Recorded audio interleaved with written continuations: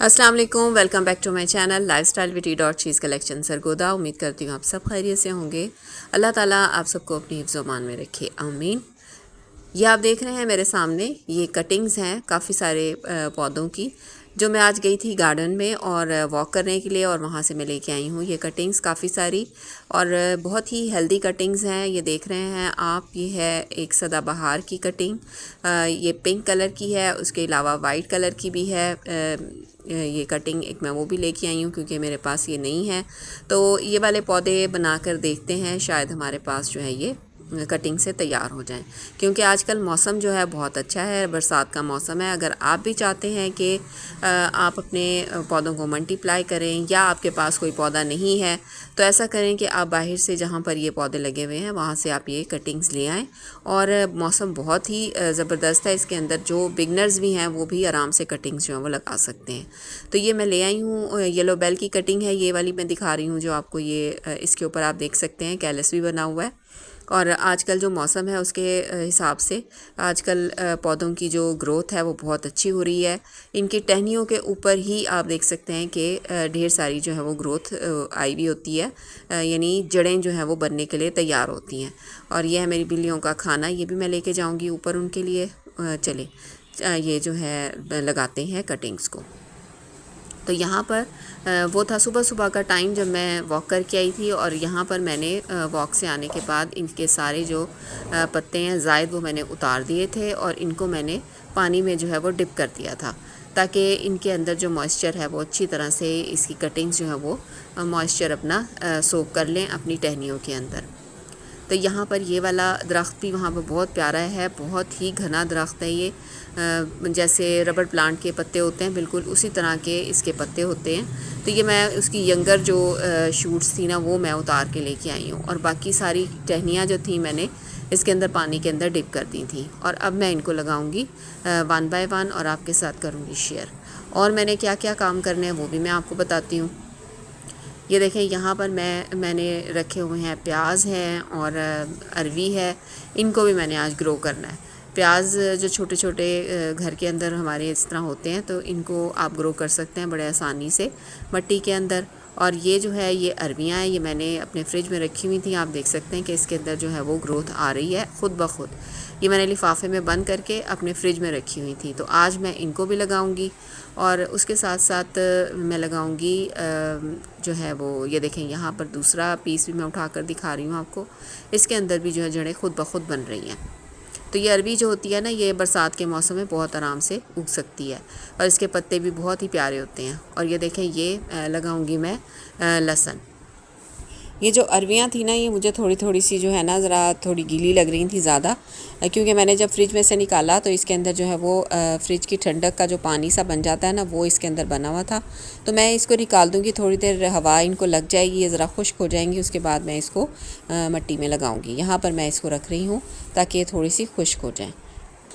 और ये प्याज है और ये लहसुन है। इसके अलावा भी मैंने जो है वो बीज लगाने हैं, वो भी मैं आपको बताती हूँ कि बीज में कौन कौन से आज लगाऊंगी। ये है वो डब्बा जिसके अंदर, ये पूरा बॉक्स है जिसके अंदर मैं अपने बीज जो है वो रखती हूँ, इनको सेव करके।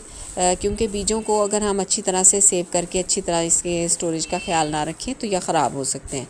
तो मैंने इनको यहाँ पर रखा हुआ है इस डब्बे के अंदर, और इसी के अंदर से मैं निकालती हूँ, और जब मैंने लगाने होते हैं इसी के अंदर से निकाल के इसी के अंदर मैं इसको दोबारा से रख देती हूँ। देखें, इस तरह से पैक करके मैंने इसको लेबल करके, और साल लिखा हुआ है कि कौन से साल के ये बीज हैं। तो ये पिछले ही साल के हैं सारे, जो पुराने ज़्यादा होते हैं वो बिल्कुल भी नहीं उगते।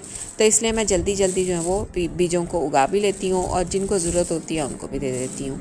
अगर आप में से भी किसी ने बीज लेने हों तो वो मुझसे कांटेक्ट कर सकते हैं। हर किस्म के बीज मेरे पास सर्दियों के हैं, अवेलेबल हैं। और ये जो थे ये मैंने मंगवाए थे, एक चैनल है यूट्यूब का, उन्हीं से ही बहुत अच्छे बीज हैं उन्होंने भेजे थे मुझे, जिनका जर्मिनेशन रेट जो है वो बहुत अच्छा है। मैंने आपको बताया कि घर के जो बीज हम कलेक्ट करते हैं उनका जर्मिनेशन रेट जो होता है वो बहुत ही अच्छा होता है।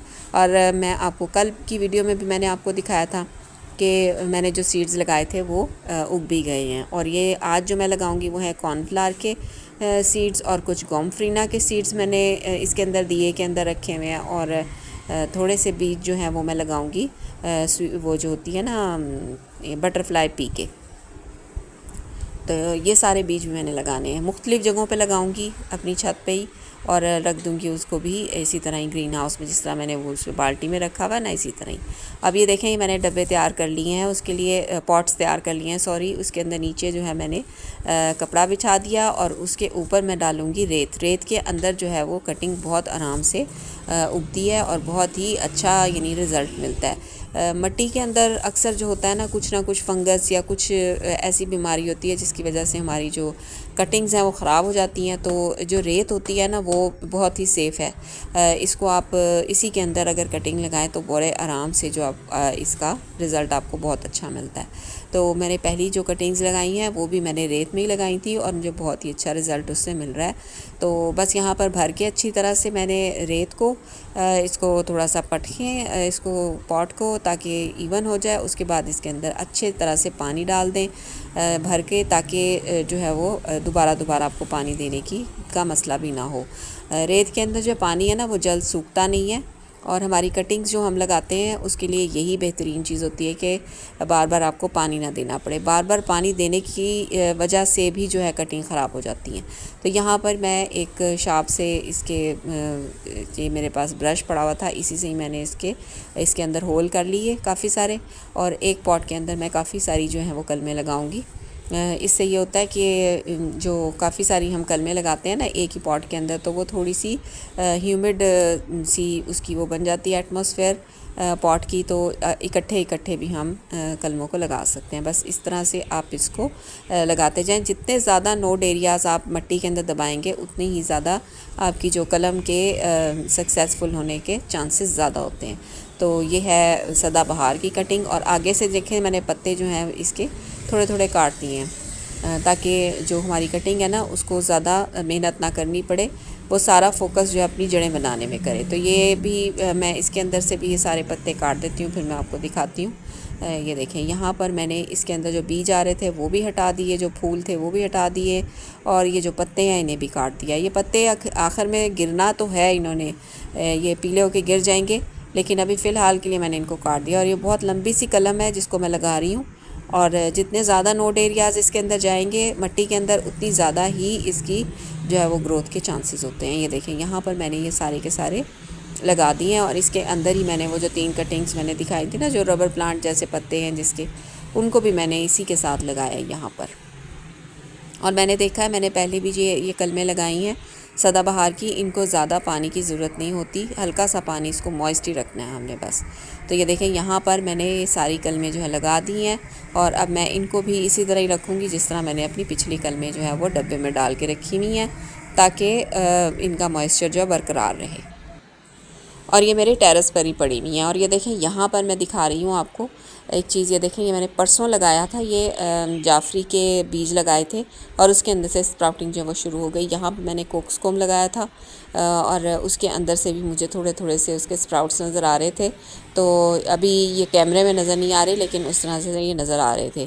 तो इनको मैं जो है धूप दिखा रही हूँ थोड़ी देर के लिए। और ये कल जो मैंने आपके साथ शेयर की थी वीडियो, ये साइप्रस वाइन के बीज हैं जो स्प्राउट हो गए थे, और ये तोरी के बीज हैं। और एक तीसरा बीज जो था साइप्रस वाइन का, वो भी अब जर्मिनेट होना शुरू हो गया है। तो यहाँ पर ये दूसरे जो बीज हैं इनमें से अभी कोई एक्शन नज़र नहीं आ रहा, तो इनको पानी हम देते रहेंगे, बस इसी तरह ही इनका ध्यान रखेंगे। इंशाल्लाह इसमें से भी स्प्राउटिंग जो शुरू हो जाएगी। और ये देखें, यहाँ पर मैंने एक मिट्टी का गमला लिया है, यानी जो पॉट मिट्टी का होता है वही लिया है, क्योंकि ये बल्ब जो होते हैं ना उसके लिए हमें जो है ना पॉट की सिलेक्शन बहुत देख के सोच समझ के करनी पड़ती है।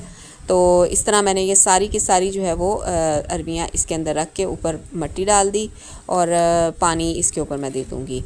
और इसका हम ख़ास ख्याल रखेंगे, पानी इसके अंदर ज़्यादा नहीं पड़ना चाहिए।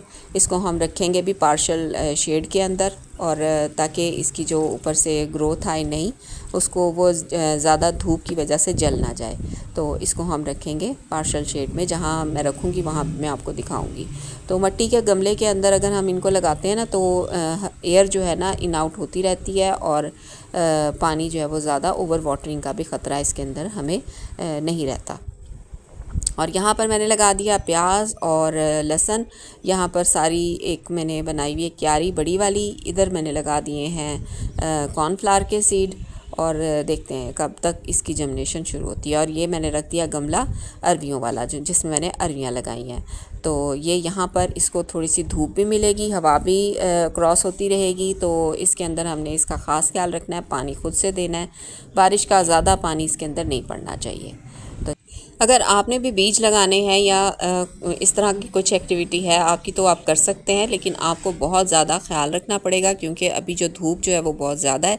जिस तरीके से मैंने आपको बताया इसी तरीके से अपने बीजों को रखिए ताकि उनकी ग्रोथ जो है वो स्टार्ट हो सके। और अगर कटिंग लगाना चाहते हैं तो वो भी लगा सकते हैं क्योंकि ये कटिंग ही लगाने का सीज़न है। तो चलें जी, ये थी आज की वीडियो। उम्मीद करती हूँ आपको पसंद आई होगी। अगर पसंद आई है तो लाइक कीजिए, शेयर कीजिए और कमेंट्स कीजिए और मेरे चैनल को कीजिए सब्सक्राइब। ओके जी, अल्लाह हाफिज़।